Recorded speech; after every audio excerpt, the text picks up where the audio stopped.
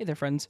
Today's video does contain disturbing topics and disturbing subject matter, so viewer discretion is advised. And if you have a story you would like to send my way, just go to astheravendreams.com and click the button to do so. And as always, thank you.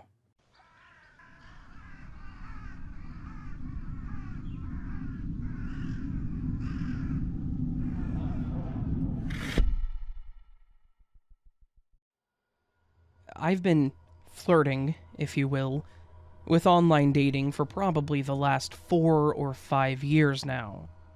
And before you start to feel bad for me, it wasn't consistent. I would go on a few dates that seemed fine, and then something would end up happening or we just wouldn't click. So I would quit, get rid of the apps, and delete my profiles. I would then try again, and unfortunately the cycle would keep repeating. But I wasn't willing to give up yet. I still wanted to find someone that I could spend the rest of my life with, so I cleaned myself up, and again, updated my profiles ready to start searching. And this was early 2022.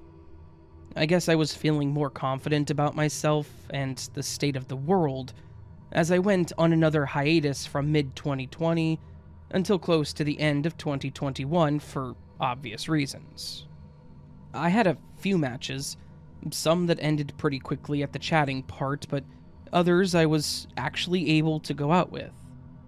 However, there was one girl that really drew me to her, and I thought I was the luckiest man around when she actually agreed to a date. This girl's name was Callie, telling me that it was short for Calliope. She had long, wavy hair that probably went about to her mid-back in a copper blonde color. She had soft green eyes that complemented the freckles on her face. But her smile and her laugh was really what did it for me. It was adorable. She had some kind of dumb joke on her profile too, which I had answered it correctly. It's already off to a good start when they don't take it too seriously. We talked for a bit, and then we even video chatted a few times before we actually went on a date. The first date went perfect. We had dinner, then we walked around a nice dog park and got ice cream nearby. It's normally here where I feel good about things, but will then get a message through the dating site saying that it won't work and I would start over. However, Callie surprised me. She said that she would love to do something again. So eventually we had our second date, and we went to a movie and arcade, which was a lot of fun. We started learning that we had a lot in common, especially in the type of music that we listened to. So when she asked me if I wanted to go to a concert with her for a band that we both enjoyed, I agreed. I even offered to pay for both tickets, or just mine, but she refused, saying that she had already bought them. Now, I had never really gotten this far in the process, so I don't know how long this normally took for others, but this all happened within the span of a month. So, I dressed a little down from what I normally wore, picking a band shirt and jeans, and when I picked her up, she was wearing something similar, although it looked much better on her. We decided to grab a few slices of pizza before the show, and went to a local pizzeria that was probably about 45 minutes away from the venue. Unfortunately, as we were enjoying our pizza and each other's company, she got an email or a text about an electrical fire occurring at the venue, and until they knew it was safe, all shows would be canceled, starting from that night forward, until further notice. We were both pretty disappointed, because I think we were both really looking forward to it. After moping for a bit, I suggested that we still drive around the area, as we may have been able to find the band members at a local bar or something. However, she had better ideas, and suggested that we just go back to my place. This was not something I would have ever offered, nor have expected. The reasons should be obvious, but being a guy, I never wanted to suggest anything, and I really didn't have much self-esteem. But she insisted, saying that we should make the most of the night. So, after we finished eating, we left, stopping only to get some cheap wine at her recommendation and headed back to my place. Once we got there, I played some music from the same band that we were supposed to see, and I even put on a previous live performance of theirs on YouTube, trying to be funny or sweet, I guess. After we talked for a while, things heated up, so we ended our night in the bedroom. That night was fantastic, and since we didn't work the next day, I was looking forward to spending the day with her. Yet, when I woke up that morning, the spot next to me was empty. I thought, no problem, maybe she just got up before me and was in the bathroom. Or even maybe she beat me to making breakfast. So, I got out of bed, walked past the bathroom to see the door open. I went to the kitchen, and I noticed it was empty too. I got a little discouraged at first, thinking maybe she had left, but her purse was still sitting on the coffee table. Then, I heard a loud crash and realized I didn't check the spare room, which I had made into my makeshift office. I quickly ran to the room, opening the door, and a flood of emotions ran through me as I saw Callie standing over what was my laptop, holding a hammer, and her face was a splotchy, crying mess. When I was finally able to talk, I blurted out, "What the hell happened?" I know, I'm dumb.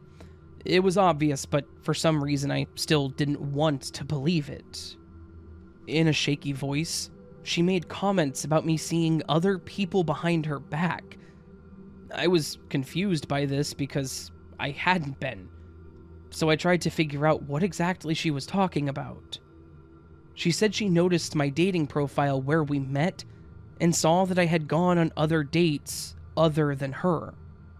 However, I guess what she failed to see was that I hadn't gone on any other dates since I went on the first one with her. There were ones prior, yes, but I had 2 more lined up around the same time that we met, but I had canceled them because I was into her. For some reason, none of this worked for her, or maybe it was just too late. I don't know. But she kept screaming about how I was a liar, and how I was just using her. I again tried to reason with her and calm her down, but nothing was working. She snapped, and she said that I was going to pay for hurting her, and she then charged at me with the hammer. I ran out of the room, holding the door shut behind me, hoping to just buy a little bit of time to think about what I needed to do. And that's when I could tell that she was swinging the hammer at the door. I let go of the door and made a mad dash to the front door, running out of my apartment in only my boxers. I ran down the stairs and started banging on the door to another apartment.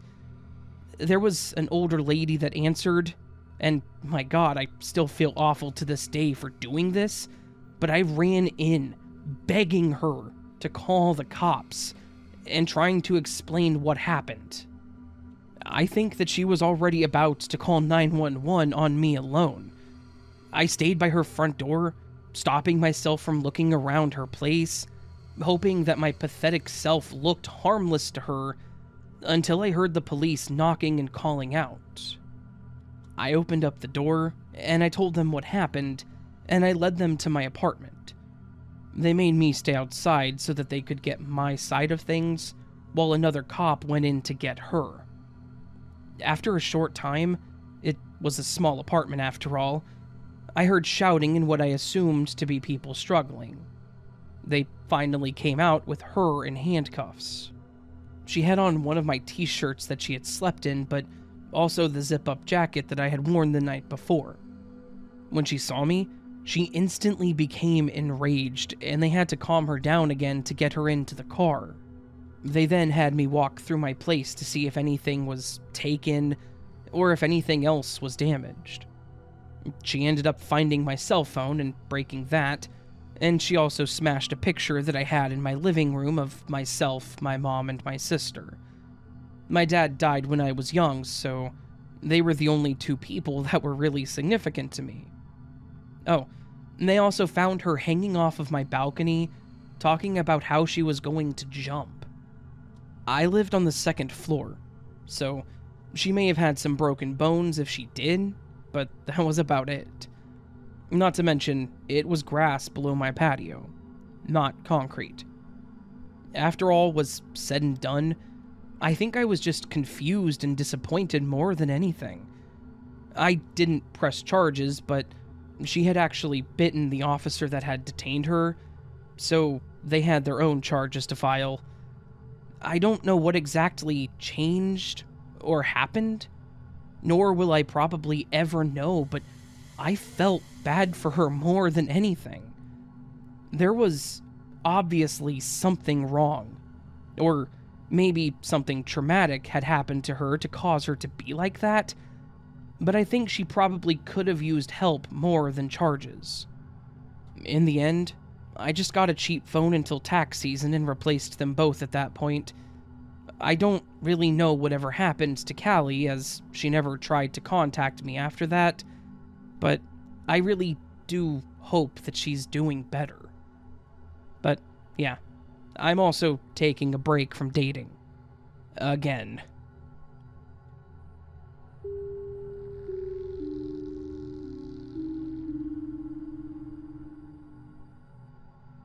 The story is really reaching back to a time before all the dating sites were really a thing, and way before smartphones and apps were the center of our lives. Back then, before everything was so simplified, I used to be a longtime member of a certain IRC. For the kids out there, that's Internet Relay Chat Room. These were chat rooms that were more or less embedded on websites, and they were pretty much anonymous, in the fact that all you really had to have was a display name, and not much else. Hell, most of them had a feature that would let you join in as an unnamed guest, and the rooms would sometimes be filled with guests 04235 and such. They were a lot of fun, and I kind of miss those days, but nowadays the internet is all about look at me specifically. So the idea of anonymity being a core concept is relegated to pretty much just the dark web. Now, despite the fact that there was this layer of anonymity with IRC chat rooms, it was actually quite common to, quote-unquote, find love while chatting with these people. There was a direct messaging system too, so you could have conversations one-on-one, and you could get to know the person on the other end pretty well, even if there was no way to confirm literally anything they told you or said. I'm certain that some of the people I spoke with that were interested in me were probably 60-year-old guys pretending to be women in their 20s. And that's okay. I could safely say that this was a long time ago, or that was the old me. Now, there was one person that I spoke with in these chat rooms that I actually did have a bit of a relationship with, albeit only for a couple of months. Her username was the title to an Evanescence song, with some X's and numbers thrown in the mix, but I can safely say that her actual name was Taylor. Taylor was a year older than me at the time. I was 21 and she had just turned 22 when we met, and had started speaking. I don't remember why we started talking one-on-one, but we did. And after a while, things seemed to get to a point where we both wanted to start a relationship. Now, long-distance relationships back then were a bit different than what they are in 2023. Long-distance phone calls were expensive, and cell phones had set text and talk minutes, so it wasn't like you could be as close to the other person as you can in the current year. Because of this, we had our IRC conversations, and we also had emailed each other a few times. And before anybody mentions that Taylor was probably one of the 60-year-old men that liked to roleplay as a young woman, I actually knew that Taylor was legit. We had sent pictures to each other, including pics to prove that we were real. This was essentially a picture with the date, time, and our username written on our hands in Sharpie and covering one of our eyes. Yes, things were that complex back then. You had to be creative to come up with something that was difficult to fake, to prove that you were who you said you were. Now, all of this is to say that Taylor was gorgeous. She was exactly what you would think of when I say 22-year-old girl with an Evanescence username that likes to talk in IRC rooms. Dyed black hair, bright blue eyes, liked the color black on everything, had a few face piercings, and let me tell you, I instantly fell in love with her. I even told her that she was literally the girl I was looking for in life, and she thought that that was the funniest thing ever. From there, we did say that we were dating, actually. We would chat every night, send pictures of ourselves through email, and while things never went past PG-13, this was the happiest I had ever been in my life. We had our little relationship for almost 3 months on the dot, and everything seemed great. Until there was a stretch of time that she just didn't log in. I didn't see her in our chat rooms, and I would email her, but she wouldn't reply. I was genuinely upset, thinking maybe something happened to her, maybe she wasn't really as interested in me as she had claimed. I was almost heartbroken, thinking I had messed this up, and that this was a once-in-a-lifetime thing that I had just ruined. I kept emailing her every night, just hoping she would see them or maybe send a response like, "Oh, my internet was out for a few days, sorry about that." Or, "I was out of town." I was basically holding out hope that she would say anything to bring it back together. And then, I did get a response, but it was a rather strange one. It was just, "Hey, hop on IRC." It actually made me almost giddy to hear from her again, so I did what she requested and logged in. Immediately, she sent me a DM saying hello. I replied, asking how she was and if she was okay. She completely ignored those messages and just said, "What's your address? I want to send you something." I have to pause here to say that I was dumb, and I was in love with this girl, so I didn't hesitate at all in giving this random internet person my address. Nowadays, I would be lambasted for doing something so stupid, and rightfully so, but back then, there really wasn't this concept of internet strangers are not your friend. So I responded to her, told her my address, thinking that this was maybe the start of us moving into something a little more serious. And of course, the response that I got back was not what I expected, nor what I wanted. The message that I got back from Taylor was clear as day, and I actually remember it word for word. "This is Taylor's husband. Stop messaging my girl, or else you'll be next." And that was it. What I would be next for was anybody's guess, but this was pretty clearly a threat. I mentioned that she never told me she was married, and then mentioned that she and I were really good friends, and if he was really her husband, I would respect that. After a few moments of silence, they logged out of the account, leaving me confused, devastated, and just overall feeling kind of betrayed.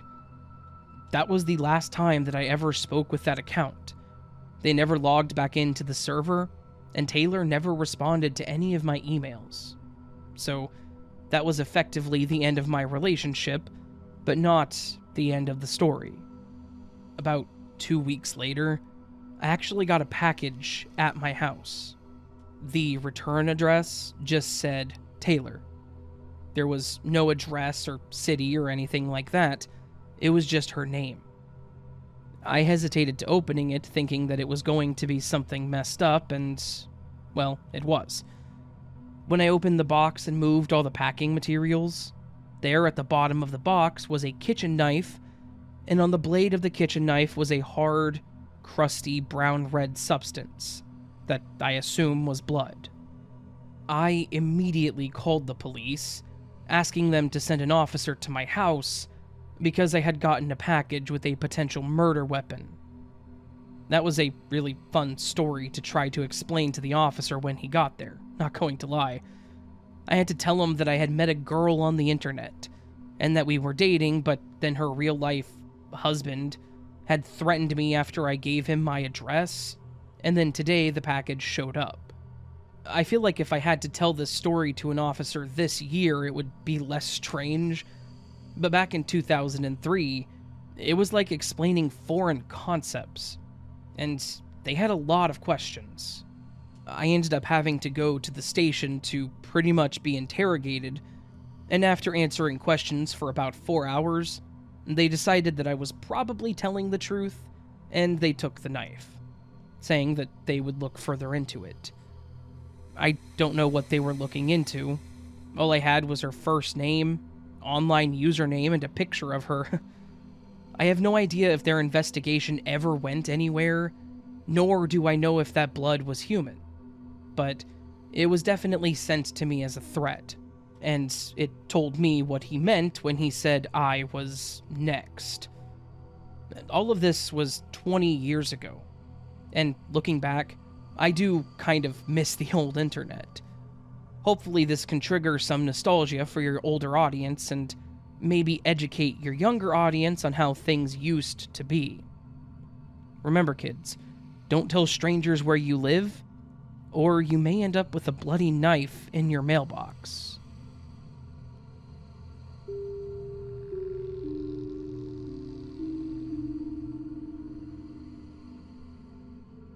Hi, Raven.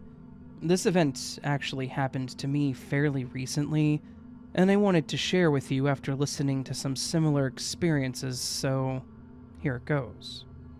I'm in my late 40s, and the closest to a serious long-term relationship I've had was with my kid's father. I got pregnant at 16, which forced us into a marriage per our parents' demands. We were still kids ourselves, and barely knew each other, so it was definitely difficult at first. But we slowly worked on ourselves to make sure that we were there for our little girl. Then we had another girl that wasn't necessarily planned, but was also very welcomed. However, I had her when I was 30, so my girls are about 15 years apart. Thankfully, they get along regardless of the age difference, and I am incredibly blessed for them. Now, their father seemed to have two sides to him, so while he seemed ecstatic about our second daughter, I guess he was having a midlife crisis and had burned through a bunch of our savings on his friend's wife, whom he also sort of had an affair with. Anyways, long story short, we got a divorce. The girls both chose to stay with me, so good riddance. So, even though I've only been legally divorced for the last 2 years, I was already emotionally divorced, or alone, for years prior. I was feeling pretty lonely, especially with one daughter already being grown up and have moved out. So, my oldest, Lacey, actually suggested that I put myself out there and try my hand at love again. I'm not the best with technology, but I can get myself around a computer. She came over and got me set up on one site that she had also been using herself. I had a few younger guys message me, but it was way too weird to me that these guys were interested in me because they were too close to my daughter's age. But I did finally come across a guy named Bill. He was actually 2 years older than me. He had 3 kids close to the same age as my younger daughter, and said that his wife had died a few years prior, so he was looking to start over. We started talking through the site, and then even started talking over the phone.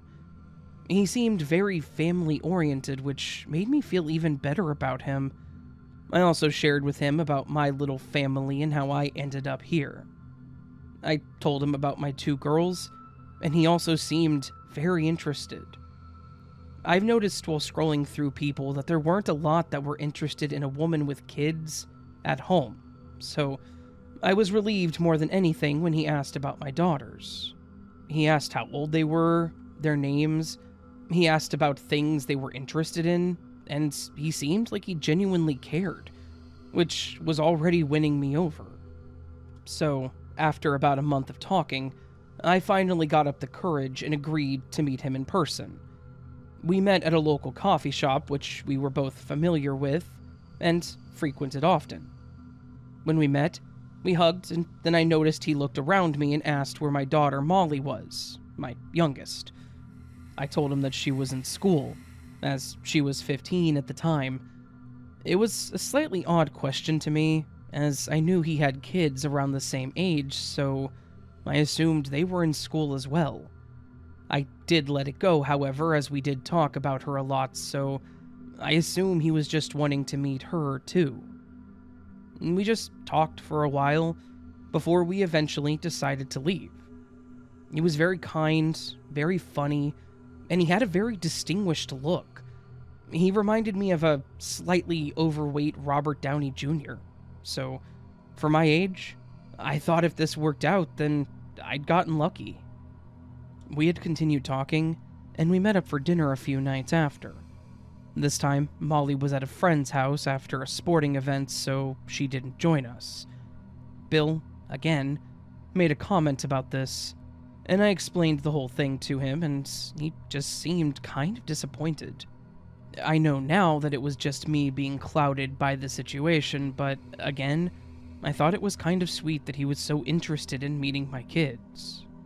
So, I told him that we could look into scheduling something so we could both bring our kids, and he seemed to like the idea. It was probably about 2 weeks later, and the church that I volunteer at was doing a potluck dinner. Molly and I were already planning on going, and everyone was invited, so I thought I would ask Bill to join us, since there would be plenty of kids for them to play with too. He happily agreed. We planned to meet there that night. However, when we all arrived, I saw him get out of his Jeep with what I assumed to be his youngest, who was only around 8 or 9. I asked him about the others, and he said that they were all busy doing something else, so he just had the youngest. I knelt down to say hello, knowing their name already, but they were really shy. But that was understandable. Bill quickly cut our conversation off, though, to ask where Molly was, and I told him that she was already inside helping out. So, I escorted him into the church and went to get Molly to introduce her. Molly knew that I had been talking to Bill, so she also knew what he looked like, and a little about him from what I had told her. She's also a very kind and outgoing girl, so when she approached us, she smiled and said hello. Bill immediately pulled her in for a hug. She hugged back and even laughed about it. Again, I thought it was a sweet moment, and I was really happy that they both seemed okay with each other. But then, as the night progressed, I started noticing things that were making me uneasy. As we sat and talked while eating, he was talking to Molly even more than he was talking to me. He was asking her similar questions that he asked me on our coffee date. He asked her what she was interested in, what she liked to do, her goals and aspirations, all of it. Again, it just seemed like he cared about her feelings, but then it got weirder. He started asking her, with me present, if she had a boyfriend. Molly and I were really close, so I knew that she was kind of seeing a boy at the time. They'd basically gone to their school dance together. She answered him, saying yes, and he said, well, a boy's lucky to have a beautiful girl like you. She smiled and thanked him. He continued to ask her more, but when I tried to ask about his son, he would barely answer me. And Bill would answer for him or stop me from being able to talk to him, which I found really odd. Feeling a bit weird, I decided to grab all of our plates and take them into the kitchenette. I wasn't gone long, but when I came back, Molly jumped up and said that she was going off to help in the back, and then rushed off. I thought it was odd, but decided to leave it alone for the moment. I went to sit down again, but Bill then stood up saying that he had to leave, and after a quick, half-hearted hug, he was gone. And with that, the whole night ended with this really weird aura. On our way home from church, I noticed that Molly was extremely quiet, which was unlike her. I asked her if something was wrong, and after a deep breath, she said no.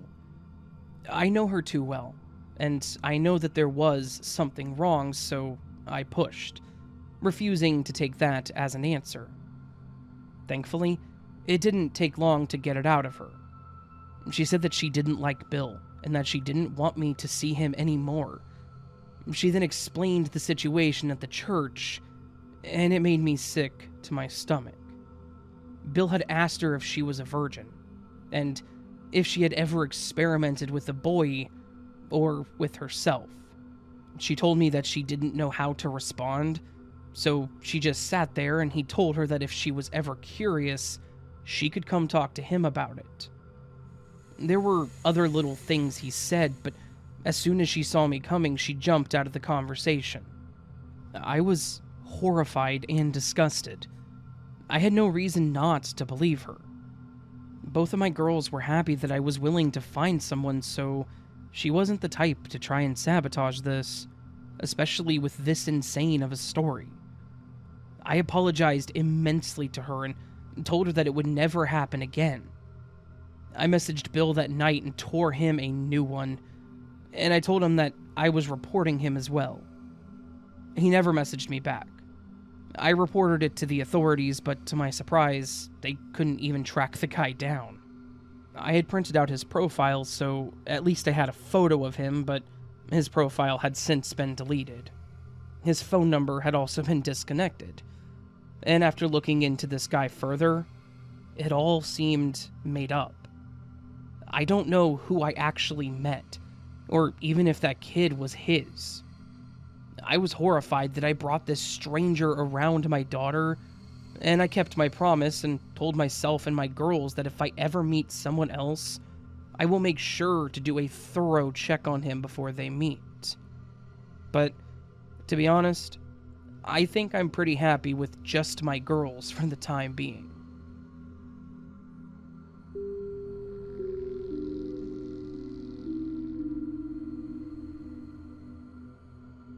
About 10 or so years ago, I had a stint in my life where I was really lonely.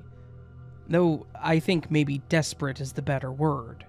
I guess I should say that I've had a few serious relationships throughout my life, but I hit 30 and a major level of depression because the man that I thought was going to be my husband decided that he wasn't ready for commitment, and we had to go our separate ways. This was after a 4-year relationship, mind you, and while he said it was a commitment issue, I'm pretty sure he was just wanting to see someone else.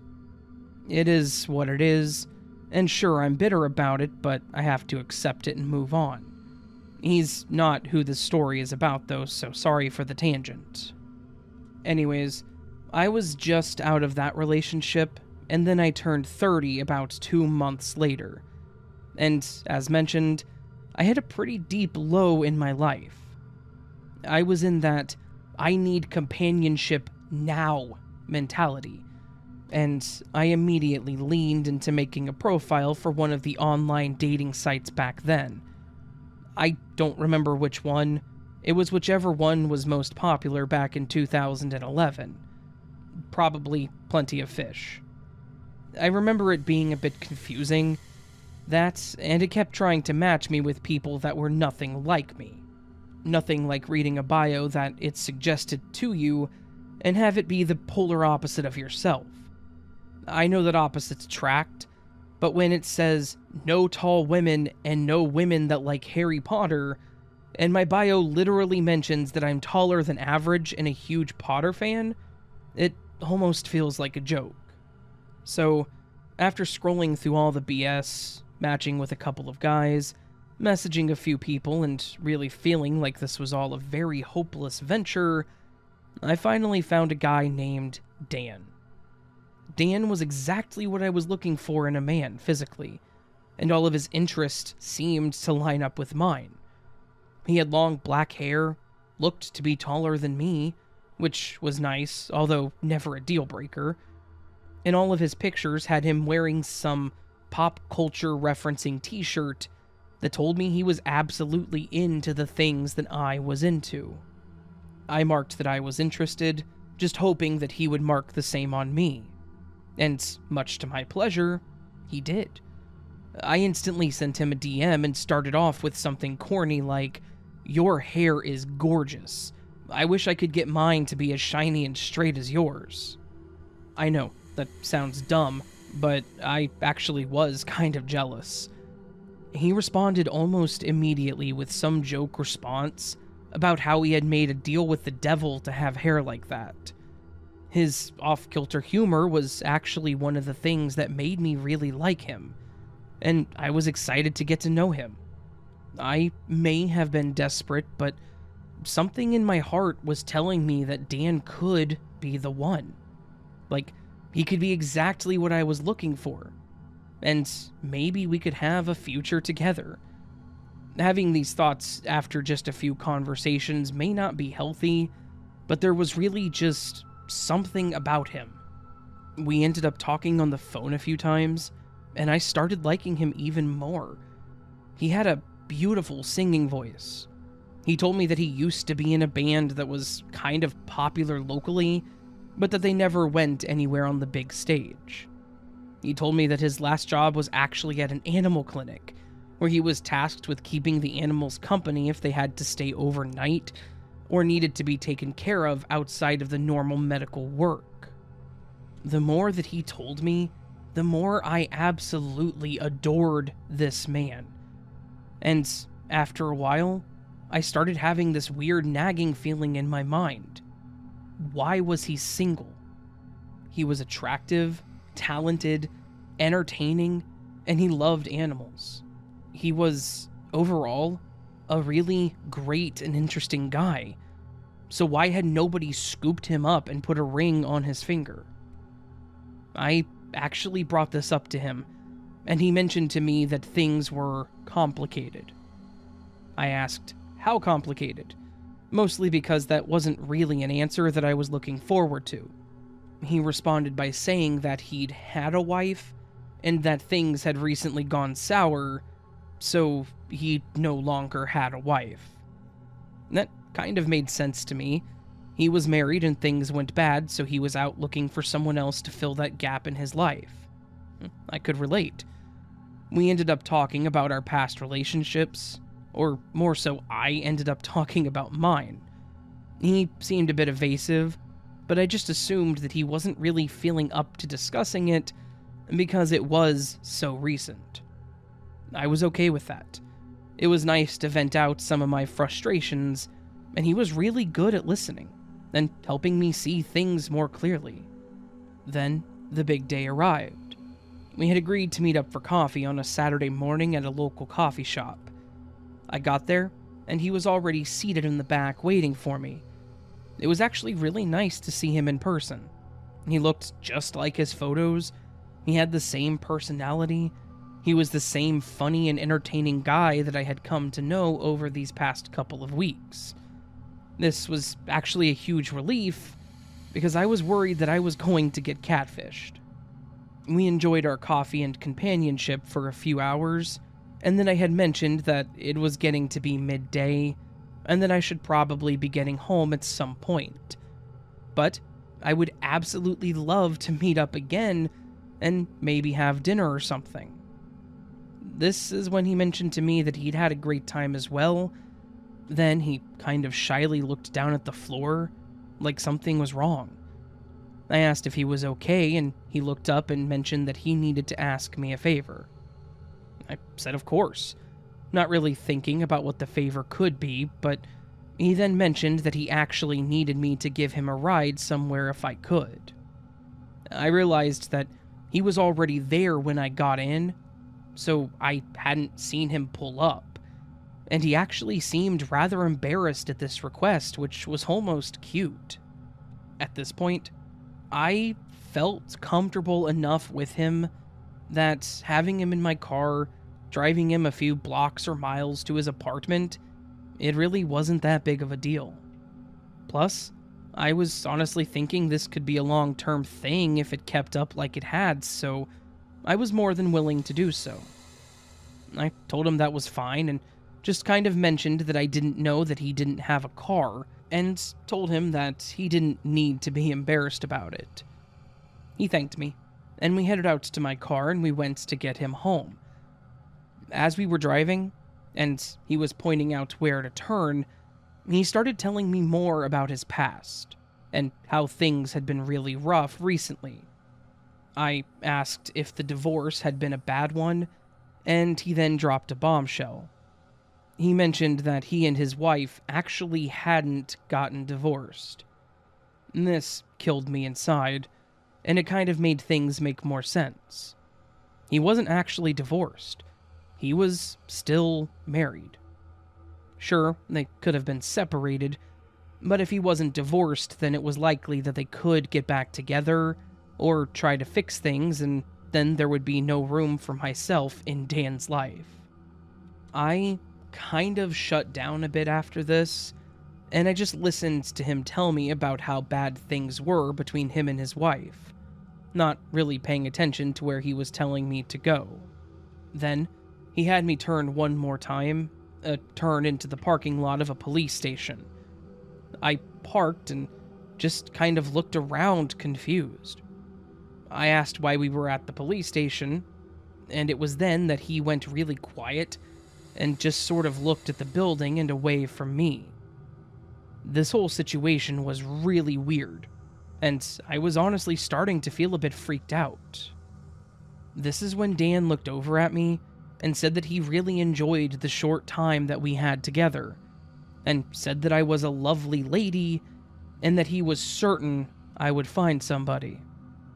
He then said that he was about to go into the station and confess to doing something that was really, really bad, and that he was going to prison, most likely, for the rest of his life.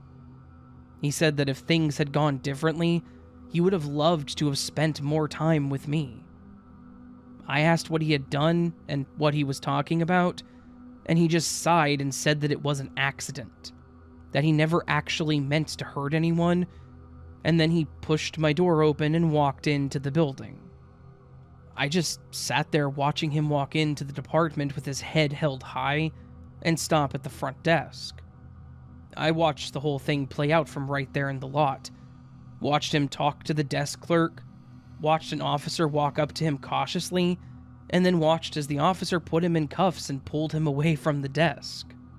A few minutes later, another officer actually walked out to my car and spoke with me. He asked me if I knew the man that I had just dropped off, how I knew him, if I knew what had happened. I told him that we had just met a couple of weeks ago and that we had actually gone on our first date that morning. I was more or less interrogated by this officer in the parking lot about Dan, and I told him all that I knew.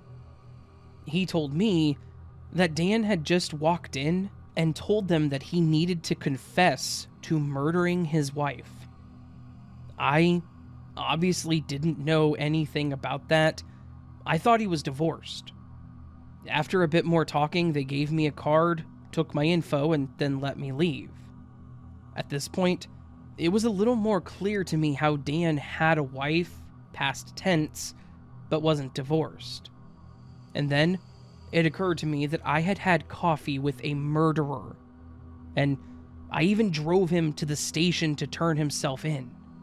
I really don't know if our date was just him trying to get free coffee and then a ride to the station, or if he was really interested in me. But either way, it was the most terrifying thing that has ever happened to me. Not because he was a creep to me, but because he was perfectly normal the whole time we spoke during our date. This man was a murderer, but he seemed like a calm and complacent guy that was all there. That was just a normal person. And this was the only time I ever went on a date with someone that I met online, and I actually shut down my account after that.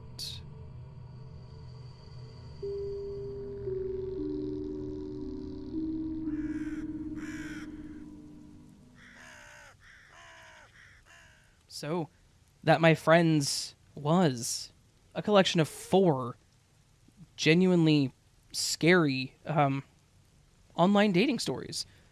Some of them about the dating apps, and one of them about an IRC chat room. I never thought I would ever get a story about someone, something, a thing involving IRC, because IRC is, I know it still exists as a thing, but it's just such an old concept to me. I used to play an old, I don't remember what it was called, but I used to play an old Pokemon game online. It was like Pokemon Volcano or something. It was, I don't know. It was like an MMO, but it was kind of weird. It was like static images. But anyways, my point is, it actually had an IRC chat room connected to it, and I was definitely in that chat room a lot. I knew a lot of people in there, and it may sound strange to some people, but on my personal Facebook, I actually have 2 of them in my friends list now. So that was like 10. It was like 20 years ago. It's crazy. My point is, I actually know what IRC is, so it's just crazy stuff. Terrifying stories. So thank you to everyone who let me use their stories or those who sent them in. Y'all are amazing. These are great stories. Genuinely creepy, genuinely scary. So, and of course, you know, they happened to people, so sorry this all happened to you. I don't know. That was, I said that really weird. I wasn't trying to hype up these stories as being like, these are cool stories, whenever they're scary and are things that happens to people. I'm bad at this. Yeah. I hope you enjoyed. If you did, hit that thumbs up button. If you're new to the channel and want more content like this, please subscribe to the channel. February is going to be full of this kind of content, this lovey-dovey content, at least on Saturdays. Mostly because February is the lover's month, correct? With Valentine's Day coming up. So, all right. Oh, leave me a comment. Let me know what you thought. Did you ever use IRC chat rooms? Were you ever in IRC? Or are you too young to know what IRC is? Or maybe you just weren't into that kind of thing. I don't know. Anyways, that wraps it up here. Friends, I hope you're having a lovely weekend so far, and I hope the rest of your weekend goes beautifully. And until I see you on the next video, remember, you are loved, you are valid, you are important, you're the best you that you can be. Never let anyone tell you otherwise or forget it. And until I see you again, much love, and sleep well.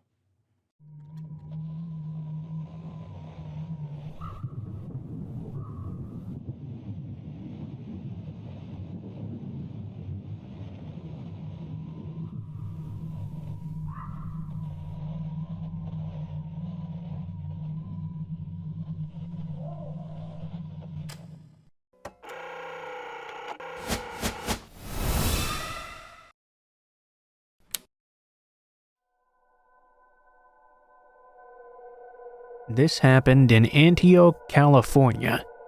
It was around 2 a.m. or so. I was over at a friend's house, safe and warm in sheltered suburbia. We were having quite a lot to drink, chit-chatting, and generally enjoying ourselves. Of course, when you're having so much fun, time hits the fast-forward button, and those few minutes can very quickly turn into an hour. I had too much to drink during that time. My friend has a bit of an abrupt bedtime, so I had to dodge out early, still very intoxicated. I felt too shameful, thinking I'd be asking too much to stay in his house to sleep off my own drunkenness. I suppose he was either too rude or too drunk to consider it himself. Whatever though. Sometimes a little bit of inconvenience can make you appreciate everything else you have. I needed about another hour or so to sober up and fully drive back. As fast as time passed by during my stay, it decided to dramatically slow down as soon as I stepped foot out of his house. It was a cul-de-sac area, a concrete jungle with the stem of the street breaking off into a fork. Alongside the road, my car was parked. The only street light that worked was in the middle of the cul-de-sac circle, about 80 yards away from that area. I stumbled drunkenly towards my car, keys in hand. I felt the metal line up, opened my door, and shifted my way into the back seat. Because this was a dark, strange, and unfamiliar neighborhood, I took the leftover newspapers and a sweater in my back seat to cover myself up. To be honest, even drunk, I was more than a little bit scared. I wanted to camouflage myself and not just be some guy awkwardly sitting in his own car waiting for time to pass to get less drunk. I couldn't fall asleep no matter what I tried though. The uncomfortable feeling of a cheap backseat bed enshrouded in darkness didn't make the chance of slumber easier. I just had this ominous feeling. Of course, my mind began to wander. I thought of the worst case scenarios, like how the police might shine their lights on me through the window, or a drunk driver suddenly hitting my car in the darkness. And wait, in the distance, about 100 yards away, I could now hear footsteps approaching me. The gravel scuffed with each step forward, growing in proximity, but periodically stopping in place. I wondered what was going on until I started to make sense of it in my mind. Whoever this was probably peeking into cars carefully with the intent to steal one. I couldn't recall exactly how many cars were on the block, but I'd counted 3 full stops till he was at my window, breathing. I froze. There must have been no more than 1 foot between us two.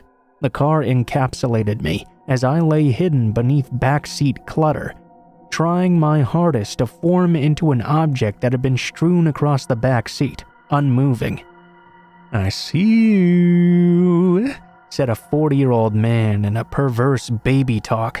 Imagine you were playing hide and seek and one of your friends tricked you into coming out. He said it exactly in that tone of voice, as if trying to bait me, like he was questioning whether the clutter in the back seat was just clutter or a person in disguise. Of course, I didn't want to move a single inch to check that window. I remained as still as possible. Somebody better give me an Academy Award. My body reacted as well, minimizing my breathing so much I felt paralyzed. I dared not to look. My eyes fixated on the back of the passenger seat. I couldn't blink. I couldn't breathe. My heart was pounding so hard, it shook my body with each throb. The man began to circle around my car. I could hear his steps around me. It felt like I was part of the car now. I could feel him touching the trunk as he carefully pressed down on it, as if to test the alarm, as if to test me. I was in the middle of fight or flight panic. I couldn't do either without elevating the danger. Instead, I was frozen, hoping to God he was bluffing. He circled the car over and over. The door handle jiggled to my right. He was pulling on it multiple times. "I see you." Same tone, but more agitated and stressed, more convinced that he was trying to make the clutter move, revealing itself to be of his expectations, to be me. My muscles tensed up. I could hear metal tapping against the glass now. Was it a crowbar? A knife? A gun? My eyes stayed fixated on the seat in front of me, never averting my gaze. I was covered just enough to the point where I couldn't see beyond the seat at all. I knew I couldn't see anything, but I could feel his eyes resting on top of me. "My name is Poker Face. What's your name?" The tone changed, a serious, demented tone. I just sat there and accepted my death pretty much. I was ready for him to shoot me in the head through the window. Maybe stab me or something. Just at least make it bearable, not excruciating and slow like this. I imagined my friend waking up in the morning after a calm night of safe and sound sleep, only to discover me mutilated just a bit away from his own house. It was then I heard nothing but my own heart. What was this person doing now? I couldn't tell. Just staring at me in the middle of the night? Circling the car again? I didn't know. Time froze in place. It seemed he was now walking away. The footsteps were being swallowed into the distance. Thank God he left then. I didn't know how much longer I could hold it in.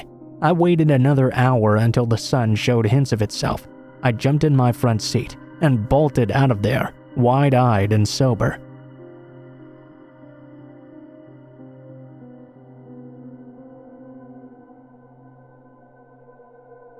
This event happened to me this spring of 2015. I'm a young adult male living in Ontario, Canada. I joined a fairly popular BDSM website mid-January and was instantly drawn into the community.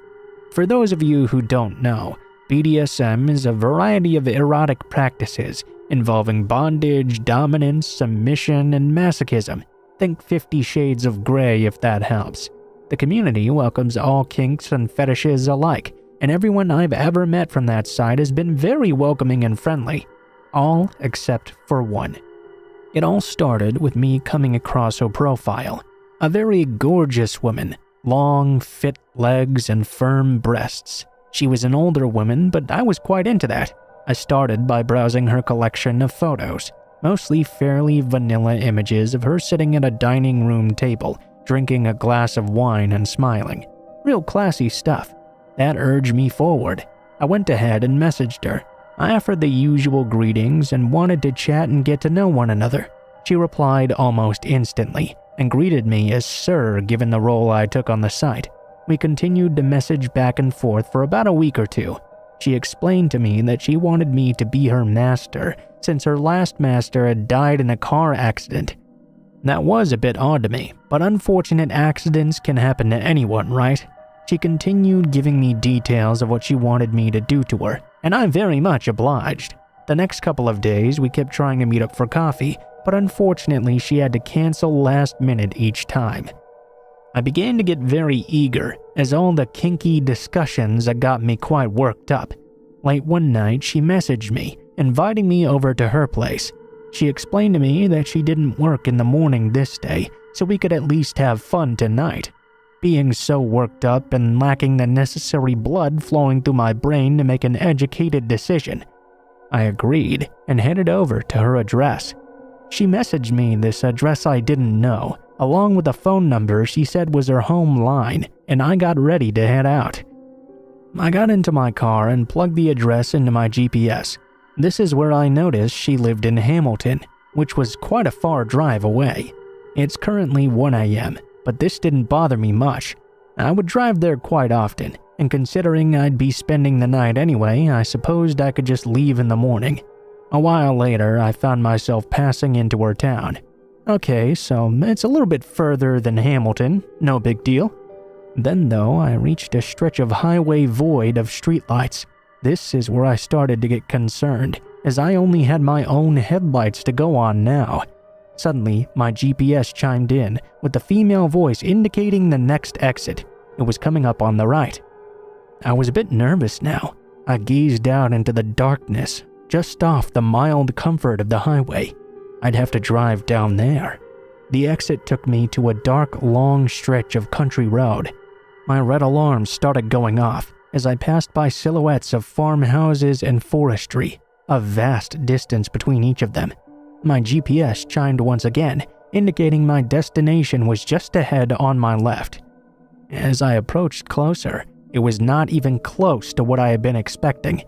Instead of a home or something like that, there was a small church house with a single yellow streetlight illuminating the dirt lot in front of it. I pulled into the lot and took a closer look with my vehicle's headlights pointing at the building. The windows and door were completely boarded up. Definitely not recently either, as the wood seemed to be even rotting. My blood began to run cold. I made sure all my doors were locked and my windows were rolled up fully. A full tank of gas gave me at least a bit of comfort in the situation. Maybe she just made an error typing out her address or something. I called the number she'd given me. There was an error noise immediately. The number you are trying to reach is no longer in service.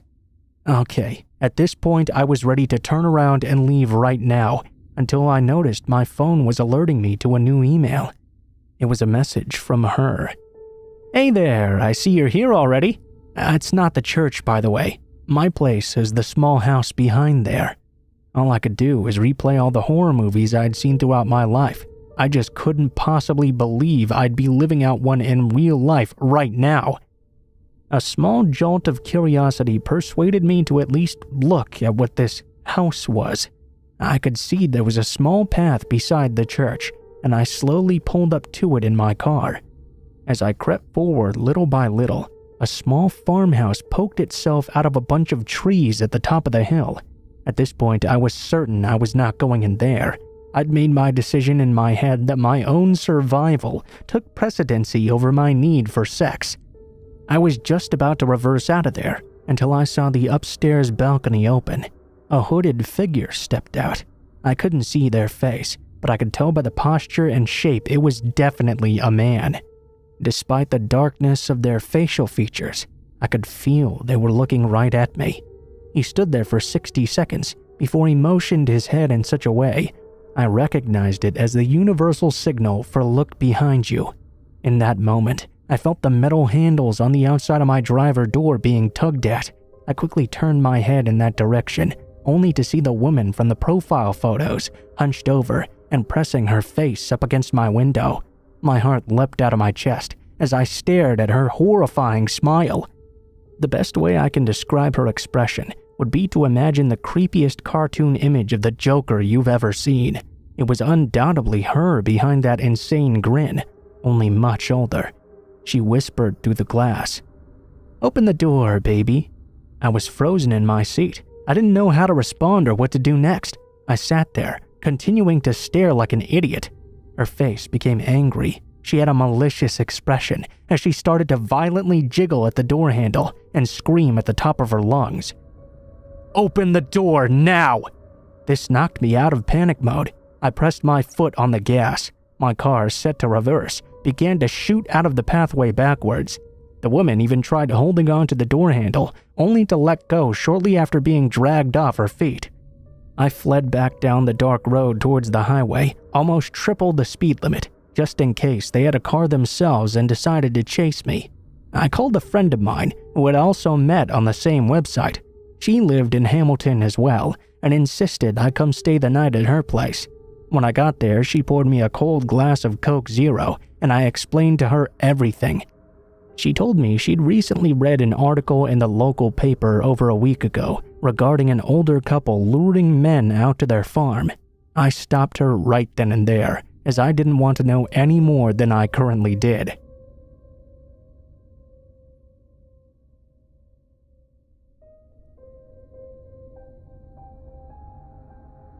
This just happened a few days ago, and I'm still extremely shaken up.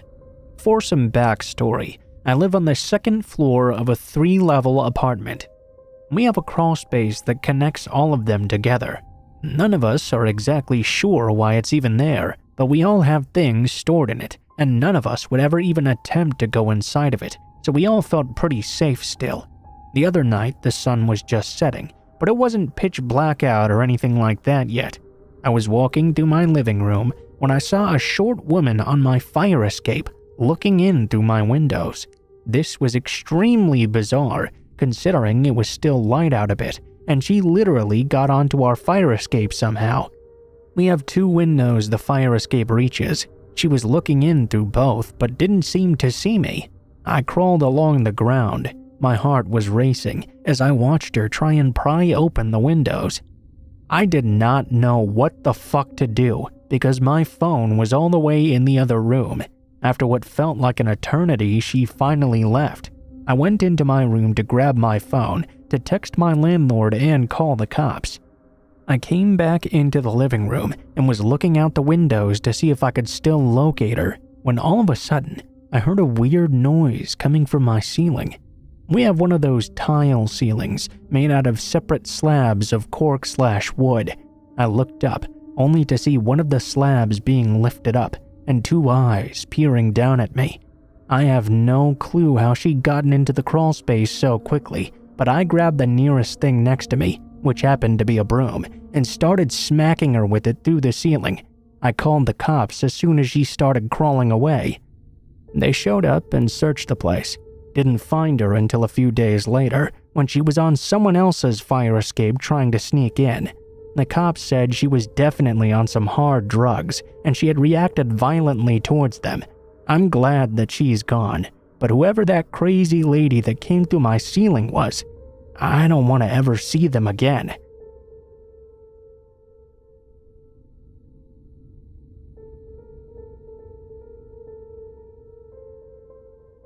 Okay, so this whole thing began about 2 months ago or so.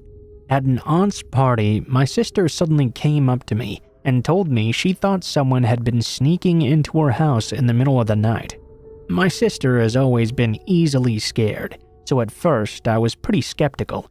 I asked her how she knew someone had been in the house, whether she had actually seen anyone, etc. She told me she hadn't actually seen a person there, but she knew for a fact that someone had been in her house. She went on to explain that she has a skybox downstairs that streams to her bedroom television. The first time it happened, she said she'd heard the TV being used, so she turned on her own TV, only to find that someone was flicking through the channels. I didn't really buy what she was saying, but she did seem genuinely afraid. She claimed this had been going on for 3 months on and off. To put her mind at ease a bit, I told her I'd stay at her place for a few nights and wait to see if anyone came by. I even took my younger brother along just to be safe. All in all, we stayed in her place for about 4 nights. During those 4 nights, of course, nothing unusual happened. Me and my brother were only further convinced she was going insane. We decided we had stayed long enough and told her we had to go home. She got extremely upset about this. I reassured her though and told her to call the police instead the next time it happened. She had called the police once before about that guy. They turned up only to find nobody in the house. That further confirmed my suspicions.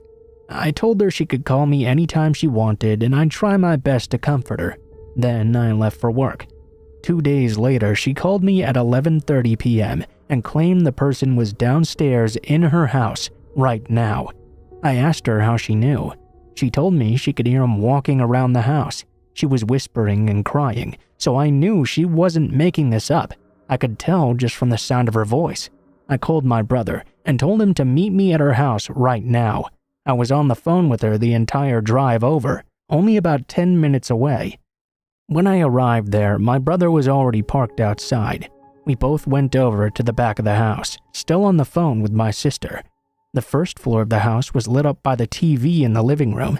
As we approached the patio door, we could see a man sitting on the couch facing us. We were frozen solid. My sister noticed we'd gone quiet and started asking what was wrong and if we could see him. I told her to stay silent no matter what. I hung up and called the police to explain the situation. The guy hadn't moved from the couch at all. The TV turned off though while we were waiting for the cops. Me and my brother majorly freaked out when it happened. Now we couldn't see anything downstairs. All of a sudden, the hallway light turned on, meaning someone was making their way up the stairs.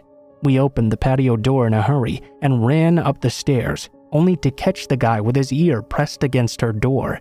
We beat the shit out of him and got my sister out of the house ASAP. Turned out he had a knife tucked in his coat pocket. The cops came 10 minutes later.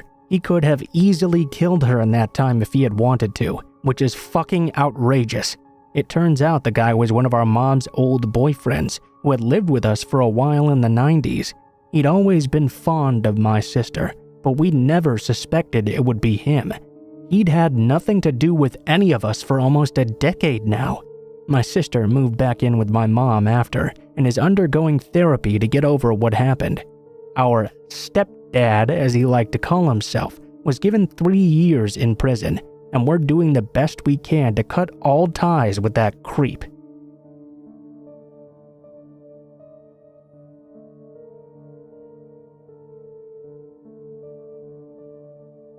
I've always had an innate fear of the night. Not so much the dark, but the night itself. As a child, my imagination was overcome with stories of creatures that only come alive at night, and safety offered by a house and light. I never had anything to base this fear off of until a night when I decided to go with a buddy of mine to a baseball game and got stuck at a light at 2 a.m., just after dropping him off at home. Of course, that night the game had gone into extra innings, so I didn't get the chance to drop off my friend back home until well after 1 a.m. Everything was mostly fine on the way back, until I hit a light right before the street that led to my house. It was a T-junction, and I was turning left. The light was one of those that you might think was broken until it finally turned green ages later, just when you were about to decide to run it. Of course, I just so happened to pull up immediately as the light turned red. I would have just gone forward, seeing as no one was there and it was closing in on 2 a.m. on a school night. But earlier that week, I'd heard this phrase, "Character is what you do when no one is looking." For whatever reason, this particular night, I decided to prove to myself that I was a man of sheer character. Big mistake. I pulled into a stop at the light, feeling real good about myself, almost bordering on self-righteous. I happened to look out the window to my left, only to notice a lady sitting all alone on a bus bench. We made brief eye contact and I quickly looked away. It was too late though. I could see movement out of my peripheral vision and knew she was coming my way already. I looked out the window and noticed she was carrying some sort of bag. I quickly checked that my doors were locked and all of my windows were fully up as well. I moved my right foot to the accelerator, just in case, and braced myself for what was to come. I was hoping it would just be an awkward exchange, praying for a quick light change before she even reached me so I could just get out of here. I knew there was slim chance of that though. She walked right up to my window, put down her bag on top of my car, and began to tap against the glass. I nervously looked up at her, and she motioned for me to put my window down. I had automatic windows, so I was just imagining pushing too hard on the window button and accidentally making it come all the way down. I took a deep breath and flicked it as lightly as possible with my finger. The window moved a microscopic bit, but she didn't seem to notice or care. She leaned in and began to talk to me. "My boyfriend just beat me up. I have a friend who lives just down the street. Can you give me a ride?" I should stop and give a brief physical description of this bag lady. She was small and extremely skinny, so much so that I couldn't exactly determine her age. She could have been 18 years old with a rough life on the street, or a 60-year-old little lady. It was hard to tell. All that is to say, just by looking at her, there was no way to verify her story. She looked beat up by life, not by her boyfriend. There was something about her delivery though, so robotic and practiced, like she was disconnected from this moment. It made my skin crawl.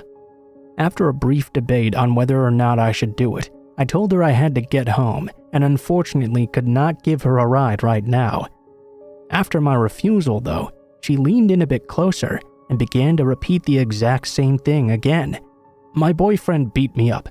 I have a friend who lives just down the street, and could you give me a ride?" This time I felt much more confident when I declined her offer and told her I had a curfew and had to get home right now. She just began to repeat her statement again, like she was a machine playing it on repeat. At this point, the light changed. I lifted my other foot off the brake and started slowly rolling forward. I began to mutter an apology. She didn't move at all. She looked at the light, then looked down at me.